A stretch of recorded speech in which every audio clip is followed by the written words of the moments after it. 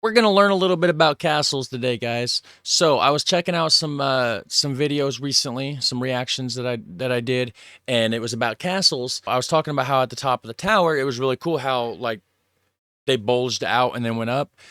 Well, people are saying that it is Machicolations, which I know I am not pronouncing that right, but it's little holes in the top so you can throw like, whatever. You can shoot arrows down them, boiling water, whatever, right? Boiling tar, if that's your thing, if you have the money for it. I guess tar was expensive back then because I said something about tar in another video and people are like, "Oh no, too expensive to use." Maybe that's just what Hollywood done to it, in the movies because Hollywood they don't have a proper representation of history sometimes, right? So anyways, we are going to be checking out this right here, Shadiversity. I don't know how you pronounce that, but that's the name of the channel. That's for sure. And the name of the video is all about Machicolations, the coolest castle defense feature. That is This correct. episode of Shadiversity has a very special sponsor. So make sure you hit the like button. Links down below for this original video. It is Audible. And in case you guys didn't know, I've actually been trying to get an Audible sponsorship for ages, because if there is any product that I can endorse without hesitation, it is Audible. I've been signed up for years, literally years. Okay, so go there, use his code. It's a 2-minute ad, so the point of it is just go there, use his code. You get like a special deal or something. So now we've gave him proper credit for his sponsor ad. We can continue with the video that we came here to watch. Let's get to the video. Let's get to it. I didn't want to skip it completely because I get hate in the comments and they say I need to at least give them their little sponsor bit, so we did it. Greetings, I'm Shad, and in this video I'm going to be looking at one of the coolest elements of castle design, a kind of deep dive, but with a video dedicated to this subject. You guys, you know what I have to do. And so, headphone warning, we gotta do it. Join with me if you want to. Machicolations! Or if you didn't understand that, Machicolations. Okay. Why do I scream it? Because it's awesome. All right, so Machicolations, let's go into the deep dive of it. Now, I have referred to Machicolations many times. I made a whole video dedicated onto why, certain castle, well, basically medieval buildings, but also castle things had an extent. I didn't know that, so that's cool.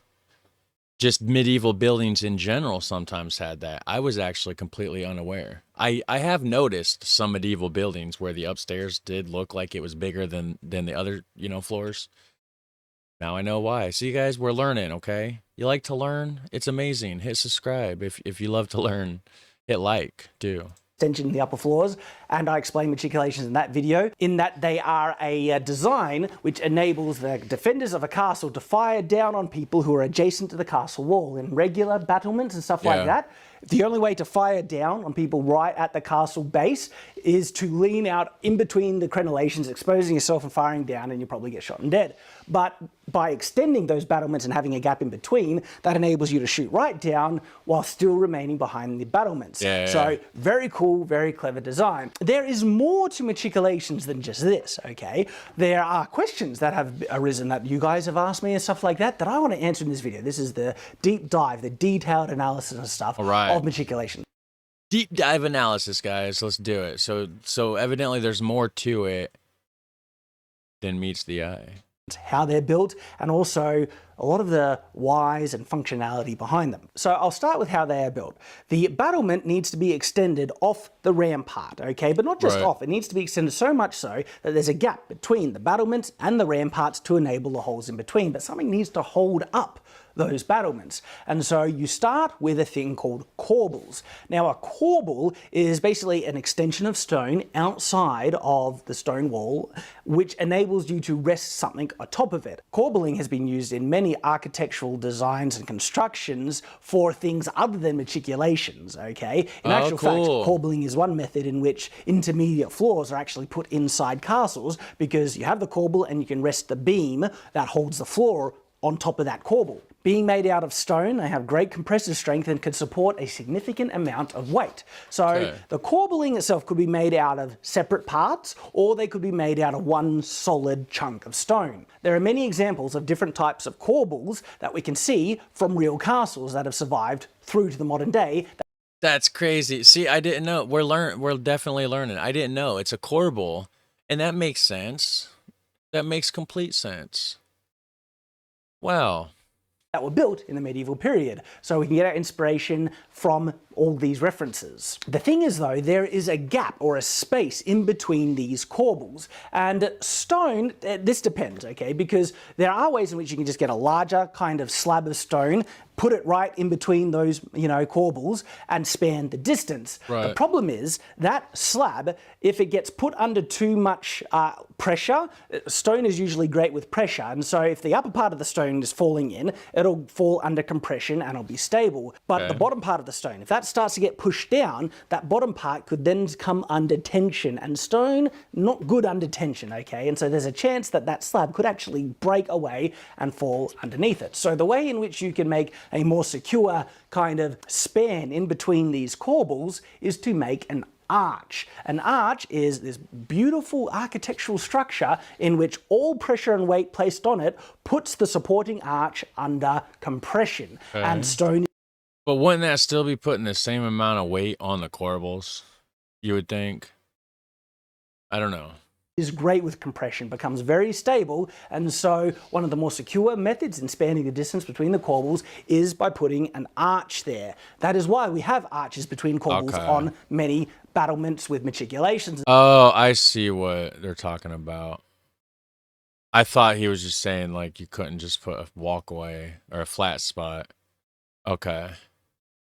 And such, but not all of them. Some of them have different designs, just like a stone slab spanning the distance. But these are the different designs that were implemented in historical battlements with machicolations, because the machicolation is technically the hole, all right? And so the corbelling and the span in between and the stone above it, that's technically the battlement, and the machicolation, the hole. And so right now we're talking about how the battlement is able to be constructed and extended off the wall to enable machicolations, but I'm actually describing the construction of the battlement part itself. Now, with the gaps in between these corbels properly spanned and secured, you can then build up on top of them and you can complete the battlement, of course comprised out of crenellations, which are made through intermediate merlons, the tooth, and the crenelle, the gap in between. But there are some interesting questions that arise now with our machicolated battlement properly made and completed. And that is, well, there are kind of holes on the rampart.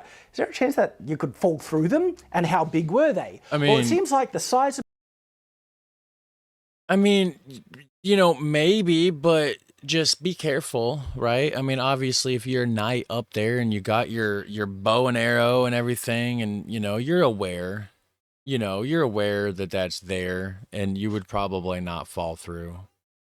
Machicolations on it, they varied, and it came purely down to the architect and how big he wanted it. Of course, there would have been certain practical limitations, okay? You wouldn't want it too small that you couldn't throw large rocks through, right? Because machicolations, they weren't just shot through with arrows and stuff, just heavy rocks thrown down on people adjacent to the wall. Hey, that works really well too. So you need big enough to accommodate rocks, but you don't want it too big, so because if it is too big, the people down at the wall could shoot up through the machicolations and get you. Yeah. It will be far more difficult for them because they're further away, but there is that chance. And if it's too big as well, there's a greater chance that if you misstep, you could actually fall through it.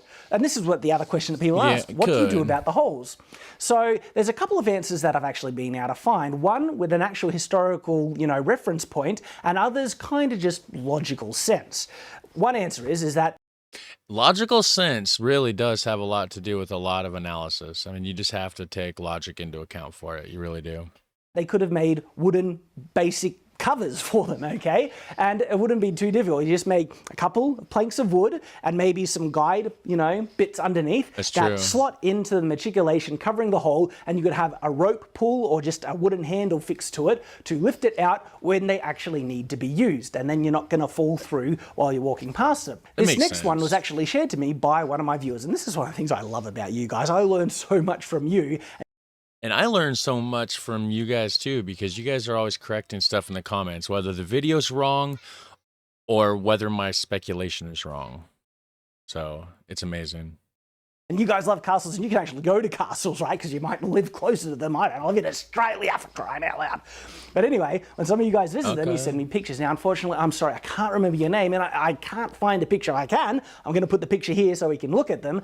But right now, it's lost, okay? But he sent this picture to me, and I can recreate it on my 3D model. And he was showing me the Machicolations, and he was asking me why it had a step up, because it had this design where it had the rampart, and before the Machicolations, there was actually a step, a full step, and then a bit of a span of stone, then the Machicolations and battlements.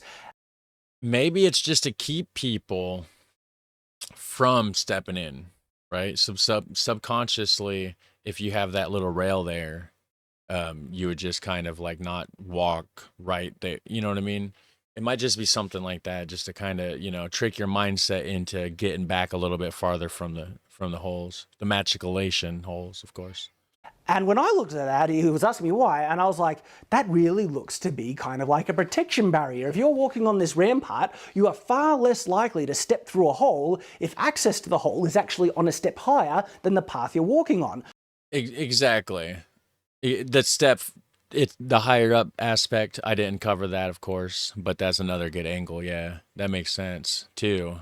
You know, because it's also, it's higher up too. Yeah. But basically the same idea. Just I didn't explain it right.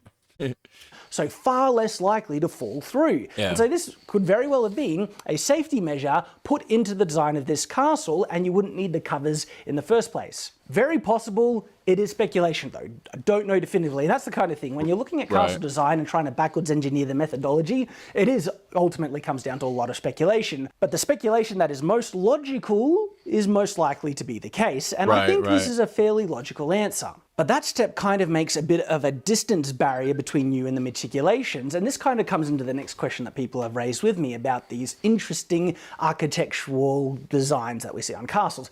And it's that, how close do you need to be to use them? And I think people kind of get a misunderstanding that you have to be right over on top of them to use. Not really the case. In regards to many of the defensive elements of a castle, so we're not just looking at Machicolations.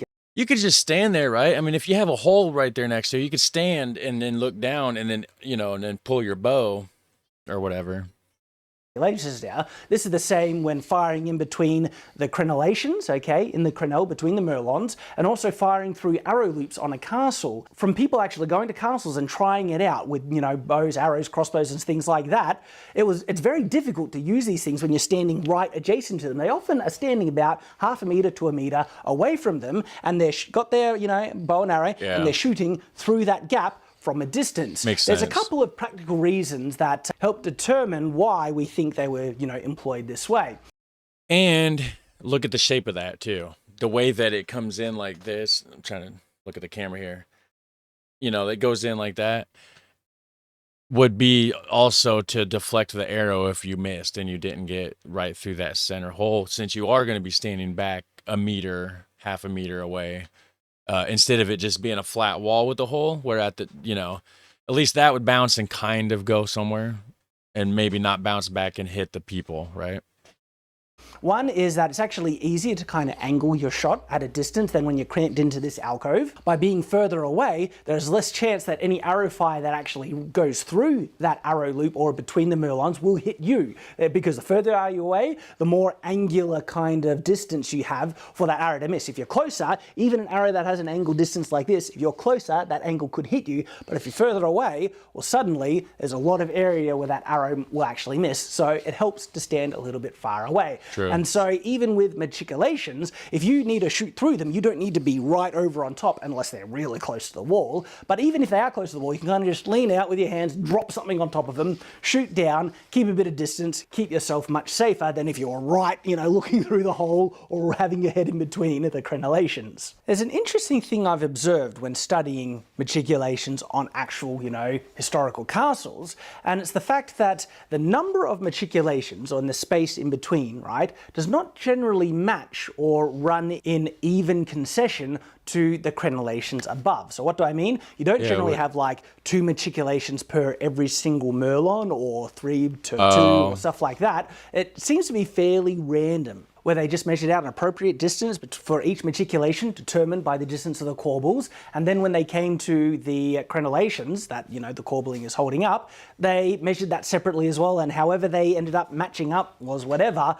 I am way too OCD to do that, even on my own castles. So when I do like castles, like the models I've been showing you and stuff, I always have the Machicolations matching up in a correct kind of order to the Merlons above, in such a way that there is always a Machicolation that lines up with a Merlon specifically. Sometimes I have it evenly to the exactness, where each Merlon has a Machicolation. Why I do that design is that I feel if you needed to approach this hole to drop something down, having something of higher, you know, cover protecting you was good. If you have a Machicolation that's sitting right in between a crenelle and you needed to move up, well, your head might, you know, be fairly vulnerable to arrow fire in between those 2 Merlons. But it's not to say that that's how it was done historically. Like I said, there doesn't seem to be any direct matching up of the Machicolations or corbellings to the crenellations above them, but you can do that when you're designing castles, and I tend to like to do it because, you know, I'm OCD. The other thing, all these big terms, you know, the names, I'm kind of getting lost here. Okay, we get the Machicolation, and then you got the corbels here, and then all this other stuff, and I'm trying to understand what he's saying. But it makes sense. The holes don't line up here with those holes there, I think, right? Is that the gist of it? There's a lot for a non-castle. You know, I'm not a castleologist or anything, so without being an expert myself, just trying to learn here. It's a lot of big words, all right, guys. I want to point out is that Machicolations were not just employed to hold up a battlement, okay? As we see in many examples of historical castles, upper parts and sections of castles, towers, and walls were extended and held up with corbelling, with Machicolations underneath, with no actual battlement. It was just a wall with a roof. And there are even more examples of different styles of Machicolations being used separate to holding up, you know, a battlement, a crenellated battlement. Yes, there are different types of Machicolations. So there are some types of Machicolations that kind of were used to house, you know, privies, extensions, or just sections of a wall that was just a bit of an extension, and they're roofed off. They're just sitting outside the wall to either be used defensively, and like I said, in some cases for a garderobe, which is basically a castle's toilet. We also see this kind of limited use Machicolations on like gatehouses, where just above the gatehouse there was an extension in your Machicolations, and much of the other battlements were not corbelled or extended out with Machicolations in between. They just had regular, you know, battlement, but in the areas where they felt they were most needed or could be employed to a greater effect, they had Machicolations. So they weren't used all the time. That's the other thing we should really point out. There are probably was more, I mean, of course it's harder to build them, cost more to have them built. So on your lesser castles that couldn't afford the full Machicolation treatment, you know, they just do the minimal. Just a little smidge of Machicolation. Just enough to get by above the gate and on the corners, you know. Machicolations, as hard as this is for me to admit, there are times when they're not needed.